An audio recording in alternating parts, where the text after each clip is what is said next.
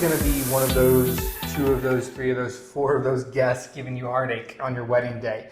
Maybe Aunt Joan hasn't forgiven Uncle Mark for forgetting to call her on her birthday, or maybe your bridesmaid just broke up with her boyfriend, who's also a groomsman. Ouch. Ouchies. So you can't invite them. No. You could demote them, though, depending on where they rank, I guess. Ouch. Ouchies, yeah. Whatever it may be, it's the last thing you want to worry about on your wedding day. I know, but the family drama. Yeah. It always brings... It brings the heat. Brings the heat. It makes things a little awkward, huh? Yeah.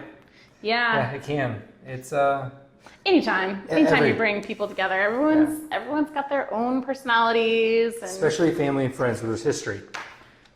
Yeah. That usually does the trick. Brings the fire. Yeah, for sure. So, do you have to invite them? Well, I mean, if they're family, maybe. I think you know the answer to that question. Okay. I mean, you have to think about, like, who are they? Like, how close are they to the family? Are we talking about, like, a second cousin who, like, we cannot invite? Or are you talking about, like, your aunt? You know, that's a little bit different. And then I think also, like, how likely is it that they're going to ruin your day? I mean, if they're truly going to ruin your day, then you have to choose not to invite them. Mm-hmm. Because that's not fair. It's your day, like you said. That's right. Right? Yeah. Do you agree? Yeah, I do. I mean, they're family. Yeah. It's touchy when they're family. It is. It's different if they're like a friend and you guys like break up, then that's different. Right. You can just not invite them. Or like a coworker. Different. Family though? It's family. Family, it's family, yeah. Is there a way to include them without inviting them? You could live stream your wedding. Oh! Shameless plug. And then they could still witness the day and still feel invited. It was a halfway shameless plug. I didn't talk about it. No. Lovestream.io. Check it out. Yeah, I mean, that's a great way because then everyone can participate. You can put your registry link right there on the site and no one can tell you they can't be there. It's the best of all worlds. They have to come. They have to buy a gift. But you don't have to. They can watch it on their phone. And you don't have to interact with them. That's right. That's right. It's a win-win-win all around. Exactly. So I have to invite them, their family. How can I make sure they don't ruin everything? That's difficult. Yeah. I mean, I think you kind of have to like assign them a handler, like somebody to make sure that handler. Yeah. So planner, venue, photographer. Handler. Yeah. That's the fourth one on the list. It's probably going to be a family member, but maybe like an intermediary who can make sure that, you know, said person doesn't get... Unfortunately, folks, we don't have handlers on Bustld at this time, although the gears are turning. Now that you know about this. Now that I know that handlers are a category. Not a real category. It's been largely untapped. Not a real category, just like a family member. Like if it's your aunt, then maybe like assign your mom to make sure that your aunt doesn't bother you. See, I'm envisioning people in black suits with like earpieces. Hello. Hello. Eagle is on the move. They're getting close to the bride. Something like that. Yeah, exactly. They have red wine. Sounds like a planner, honestly. Kind of does. A little bit. Add that to your resume. Exactly. Handler. Handler. Can't even say that. Exactly. How can I make sure that person A and B don't cross paths? I think the easiest way to do it is do assigned seating and assign them different tables, opposite sides of the room. If you really can't put them at different tables, then assigned seats at the table is a good way to make sure that they're at least on opposite sides of the table, far enough away that they're not talking to each other. Unless you want the drama, sit them next to each other. Yeah. And then live stream your wedding. Then live stream it, and then also like start a political discussion. Yeah, exactly. It'll end well. It'll end well for everybody involved. Yes, I think that's a good idea. That's if there hasn't already been enough drama. Exactly, there hasn't. Right. We don't have enough going on Exactly. in the world. So, I've got a drunkle. Did you come up with that? No. It's a term? I'm pretty sure. Or Lauren came up with it. That's amazing. So you got a drunkle. I got a drunkle. How can I control his intake?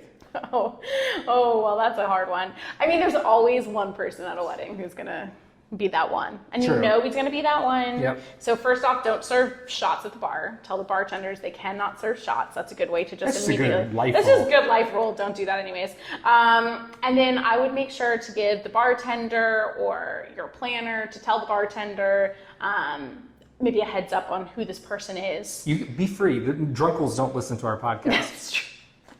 I mean, let them know that said person is going to probably be drinking a lot and you should maybe water down their drinks a little bit. I mean, bartenders usually know these things. Right. I had this one wedding where this bridesmaid was very, very drunk. And so I went to the bar and let them know, you know, and they're like, oh, we already know. Like, oh, yes. And the reception had barely started. She was drunk at the ceremony. So, yeah, but they already knew. So I think that, you know, bartenders know these things. But you can always give them a heads up and let them know, you know, my uncle is someone you need to look out for. This is what he looks like kind of thing. So what if Uncle Bob gets overserved? Well, having transportation is a good way to kind of just make sure that people are drinking and getting home safely. Yeah. You know, but also maybe have an early bus that you can send home your older guests and They'll appreciate that too. That's a good point. And Uncle Bob. Uncle Bob can make sure to get on the early bus and head home and sleep it off. Yeah. Yeah. It's not a fun thing to think about, but it happens. No. Every family has it, so you know. No, it makes sense. Or you just make them virtual. Or make them virtual. There you go. It's my parents who don't get along. Oof. Yeah. What do I do? Have you had that happen? Yeah, that does happen. So if your parents truly don't get along, you really have to think about the ceremony and like where they're going to sit at the ceremony. You have to think about family photos, making sure. So one good way to do it, you know, if it's the groom's parents who don't get along, maybe do groom's mom, then bride's family's photos, and then, you know, groom's dad's side of the family for family photos and kind of break those things up. And then at the reception, I would make sure to seat them separate tables, different sides of the room. You know, there's no rules about the tables, so put each set of parents at their own table with their family or their best friends or whatever it may be so that they're separated, and give them each their own time for toasts and things like that. So nobody gets their feet stepped on. So can you elaborate on that? I mean, both of our parents luckily are still together. Yeah. I mean, that seems like that's probably a common issue. It is. How, can you elaborate a little further on that? Like how you advise your couples to deal with all these sorts of situations? Yeah. Deeper than just now. Yeah, I mean, I think making sure that you communicate that to your vendor team early on in the process, whether that's your planner, your photographer, you know, your venue coordinator, whoever that might be, make sure you communicate that like, hey, my parents are divorced and they don't get along. You know, make sure you give the people who need to know that kind of heads up. And then make sure that your timeline is planned accordingly. So, you know, maybe groom's mom's family comes and does pictures. If you're doing a first look, maybe groom's mom's family does pictures before the ceremony, and then groom's dad's family does family photos after the ceremony. You know, and at the ceremony, maybe you have groom's mom who sits actually with the bride's parents on the bride's side, and groom's, you know, dad maybe sits on the other side, especially if like one of them is remarried and one of them isn't. Like sometimes that can cause friction. So thinking about like where they're going to walk in the processional, making sure there's maybe somebody in between them, where they're going to sit during the ceremony, where they're going to sit during the reception is a big piece. Making sure they each get to say a toast if one person does, and that they're separated by other people so they're never kind of competing on the same stage or competing. So you have to put a lot of thought into that because feelings can get hurt. Yeah. You know, if you put one person closer to the head table, or if you put one person, you know, does their toast first, like, you know, you kind of have to think about those things. And so sometimes you can kind of have those conversations with parents, like, we're going to let you both do a toast. Do you have a preference on if you go first? You know, if they both say yes and they're not willing to budge, then, you know, you kind of have to be the peacemaker and figure out a way to make it work. So how do you advise your clients on that situation? If one is slighted that they got pictures first and then the other one after, like, how do you? I always kind of go back to the basics, right? So the way that a processional is set up, the groom's grandmother would come in first, then the bride's grandmother, then the groom's mother, then the bride's mother. So I kind of go back to that same logic of like, all right, well, your parents are divorced, but dad's side should come in first and then mom's side should come in second. So kind of the order of importance as dictated by tradition is a good tiebreaker, because you can say this is the way it's done. And so usually that's what I do with my clients is I'll tell them this is the way it's done. We can of course change it and do whatever you want, but if you need a peacemaker, I'm telling you this is the way it's done. So then you can tell your parents this is the way it's done, and then nobody gets their feelings hurt because we've told you, this is the way it's normally done. We don't question Emily Post. Exactly. Why would you? Why would you? So then I think that helps to at least alleviate some of the stress and take some of it off of you. If you're saying, well, this is what's traditional, right? Then nobody can get kind of get their feelings hurt, which is easy to do at a wedding. Yeah, I think that's great. So what other difficult guests should you be prepared for? Besides, the drunkle,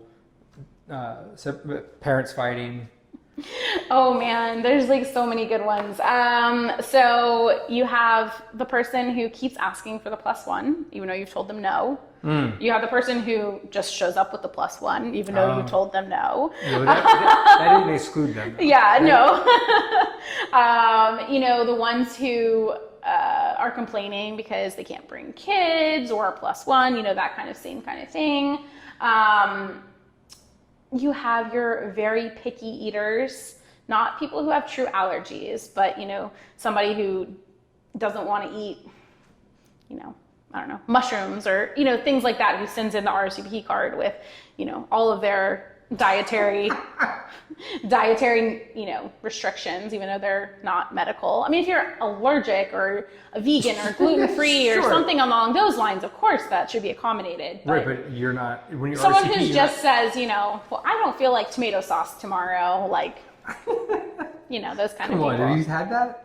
Of course. Oh, wow. Okay. What else? I think the probably other difficult person is the one who keeps asking the same question, or the one who keeps asking just a million questions. Like, go to the wedding website, check the invite, try as a guest to eliminate the stress for the couple. Because, constantly being like, what's the address? Or what time are we supposed to be there? What time's hair and makeup? Can I wear shorts? Can I wear shorts?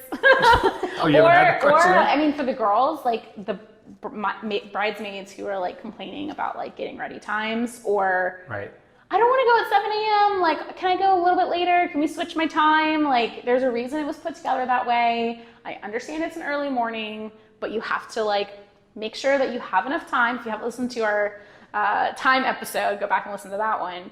But you have to, the people who are asking those kinds of things like constantly, I think, as a guest, it's like your responsibility to make it as easy as possible for the couple, because they already have enough things going on. Yeah. They already have all the guests they have to worry about, all the details they have to worry about. Don't be something else they have to worry about.